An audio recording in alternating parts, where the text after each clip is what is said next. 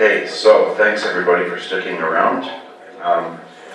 Before you leave, we're just going to pass out some assessment pages. If you could be so kind as to just give us a quick assessment so we can improve. This is our first one, and we want to make them better as we go. There's also a place at the bottom of the sheet for suggestions.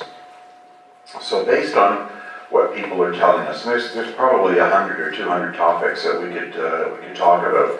If you've got some suggestions for future seminars, we're just getting a list together now, and we would love to hear your thoughts on what issues you would like us to research and provide speakers for. As I say, we'll probably do these seminars every 6 to 8 weeks. I'm hoping that we can do another one in October, either the first or the second week in October. And the website's very important. If you can't make a seminar, you're away, or you've got another appointment, we're happy to invite you to visit the website and look at the library of subjects that we're going to compile and use the website as a resource. So I'm going to put my Tom Vincent hat on now, and I've only looked at the slides once or twice, but I'm a little bit familiar with the concept.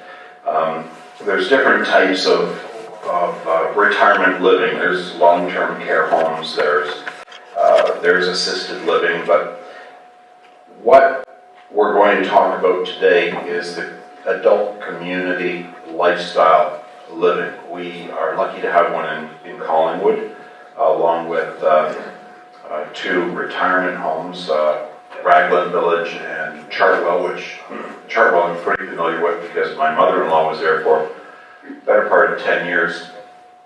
And it was a fantastic facility. Her meals were provided in a restaurant quality dining room, and she had her own little one-bedroom apartment, and she had a dog, and it was just a great relief for Tammy and I to know that her mother was in a place where we could go and not worry about her. When she was in her own home in Thornbury, there was times we just had to check in on her every day, make sure that everything was all right, and it was just a constant worry. So when we moved her over to Chartwell, it was a blessing. She was well provided for and well cared for. But this is a different type of community setting here. There's a little bit more opportunity in an adult lifestyle arrangement to transition from fee simple, freehold, you own your own lot, you own your own house, or it's a land condominium where your house is detached, whether it's a bungalow or even a townhouse, an attached townhouse. You own the sticks and the bricks of the home, but the lands and the roads and sidewalks are all maintained by a condominium corporation. So we're lucky enough to have one of these in Collingwood, but we're going to talk about two other examples as well. But let's first of all just talk about what it really is. Oops. So, adult lifestyle living is a lifestyle choice, an adult environment, generally with folks over 55 years of age, a sense of community. It's not simply a retirement home, but a real community where you can create new friendships with like-minded and wonderful neighbors, and there's some facilities around you. In many retirement homes, you may have to leave if special care situations arise for a spouse. It's a community with direct access to amenities, recreational facilities, and outdoor activities. Most often, the residents are empty nesters interested in sharing time and interest with others like them. So if you're looking for a maintenance-free residence, this is perfect. It's usually designed for what we call smart sizing. It's not too big.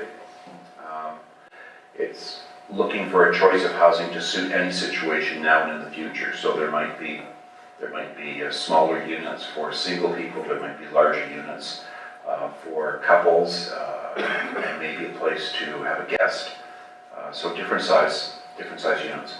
Aging in place in a community that will cater to their needs at all times. So they don't have to leave the community as they transition from one style of housing or living to another. What does aging in place and continuum of care mean? From a housing perspective, as your needs change with age, you can change your residence within the community. In essence, just moving down the street. You can maintain your friends, social, and recreational activities. Now this is important because typically when you move from one community to another, you lose touch with your neighbors and your friends and some of the things that you're used to doing. In this case, you're still within the community, just in a different type of house. You can maintain your friends' social and recreational activities. From a medical perspective, you can have access to in-house or community medical care for your health support. A retirement home may be part of the adult lifestyle community as an independent living option or with assisted living services. The retirement home can also provide respite care access, dining options to the community residents. Medical offices will usually include access to a doctor, pharmacy, drug dispensary, health and wellness support services. What housing options? From a single-family, semi-detached homes to townhouses, condominiums, and even rental apartments. Some communities are prefab manufactured homes or even mobile-type homes. Ownership can be fee simple. Fee simple is, and help me out here, John, if I get this wrong, but fee simple is the highest form of ownership in the, I guess in Canada, or can we say the Commonwealth, where you actually own your land, you own your home. There's no condominium involved. And so they have that within these communities. The other type of ownership could be condominium, or you could do land lease where you own the home, but somebody else has the condominium corporation taking care of the lands, the roads, and the sidewalks and the driveways right up to your front door, or rental. Gated or open communities, concierge and security are generally included. Housing in an adult lifestyle community, optional interior finishes and features that you would expect with any new housing. Floor plan designed for everyday living on one floor. Considerations generally include larger doorways, optional counter heights, washrooms, higher toilet seats, walk-in showers, grab bars, etc. So they're really built for modern living, and everything is up to date. Monthly fees for adult lifestyle communities. Fees will vary based on type of residence and who is responsible for maintenance or improvements, plus use of recreational facilities. So, as I say, if you're in a land condominium, you might pay $300 a month for someone to maintain the grass, shovel snow, right up to your door. If it's a complete condominium, then the outside walls, windows, roofs, all of those things are looked after by the condominium corporation, and typically the condominium fee might be a little bit higher. It might be $500 a month. And then extra fees for things like pools, tennis courts, community centers, that sort of thing. Maintenance fees generally include lawn or garden care, snow removal, insurance for common amenities, and recreational fees include programs and management of the facility. They have to have staff. You've got to have people looking after these facilities. Nothing is free in life anymore, so it all comes at a cost, and the cost has to be passed on to the owner users. Generally, there will be a monthly fee for access to the community clubhouse. Recreational facilities would generally include a swimming pool for water, aquarobics, aerobics, heated therapy pools, fitness rooms with training equipment, library, kitchen, social rooms for meetings and presentations, pool table, card room, theater room, woodworking, craft, and hobby rooms. It all comes with a cost. As I say, it's no wonder that people are working longer and longer into their 70s and 80s right now. At our brokerage, we're looking to hire everybody that can work as long as they can. So applications are at the back room if you want a job and you're 75 years old. I welcome you to join Engel and Volkers. recreational activities may include educational, lifelong learning sessions, creative arts, crafting, sewing, needlework, music, wellness, exercise, yoga, sports classes, computer, and lounges with internets are usually equipped, games, cards, small groups, board games, auditorium for theater, concerts, dance, music, pet therapy programs, very important. And almost all of these facilities have a bus and van transportation to help with outings, get people out of the community to enjoy the other fantastic facilities that we have in South Georgian Bay. Outdoor recreational activities, the 80s are the new 70s and the 70s are the new 60s. So I just turned 60. Sometimes I feel like I'm 40. My wife says sometimes I act like I'm 25. And sometimes I feel, after doing a lot of yard work, I feel like I'm 70. But if someone once said to me, if you woke up one morning and you didn't know how old you were, how old do you think you were? Interesting concept. I think everybody feels a little bit younger than they really are nowadays. Many adult lifestyle communities are located on a golf course and may have tennis facilities. People want to get active. Folks are now looking for hiking and bicycle trails, opportunities to ski in the winter, and have access to water activities. We have all that in Collingwood and Thornbury and Wasaga Beach. We're lucky. Adult lifestyle community locations. So we'll give you some examples here. Most communities are located in a more rural setting, and residents use private car transportation to retail stores, shopping, for additional lifestyle activities, or for medical needs. Access to good local public transportation is important for many, and most communities have a private bus service for the residents. Being close to hospitals and medical services are important to the community location decision by the developer. Here's some web resources for adult lifestyle communities. You might want to jot these down. So, adultlifestylecommunities.ca is one. CARP is another fantastic organization, carp.ca. Ontario Retirement Communities, so that's orcaretirement.com. And Ontario Government for Seniors, ontario.ca/home and community/seniors.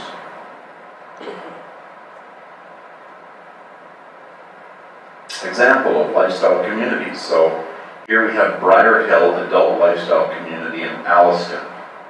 I haven't personally visited that one yet, but it is right beside the Nottawasaga Inn, close to the 400, and I guess what's down there, Alliston and Beaton. So Briar Hill is 1,200 homes, including townhouses, semi-detached bungalows, and mid-rise condos. They have retail stores and shopping within walking distance. They're right on a golf course, and they have fitness memberships, and they use the Nottawasaga Inn, which is right next to the development. And here's a small picture of one of the buildings. Nice looking building.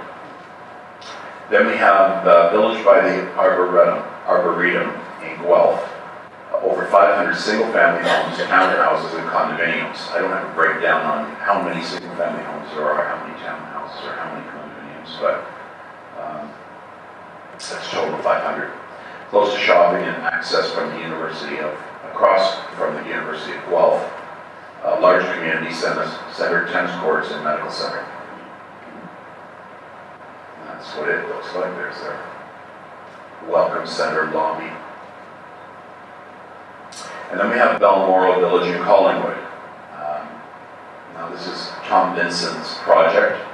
A lot of you know about it. It's beside Cranberry Village, where the old Cranberry driving range used to be. And it's well underway. I think all of the semi-detached bungalows have been built, and they're finishing up on the 5-story mid-rise buildings right now. 96 semi-detached bungalows and townhomes, 129 condominiums, in a 5-story mid-rise building with underground parking, 50 rental apartments, an 8,000 square foot clubhouse, 130 suite retirement residence with independent and assisted living suites, medical commercial center goes with it, walking distance to golf, Cranberry, tennis, shopping, it's right across the Black Ash Creek, right across from the creek from the Collingwood Blue Mountain Mall. So walking distance to golf, tennis, shopping. The Georgian Trail runs right alongside the property if you want to get on your bike and do a little tour.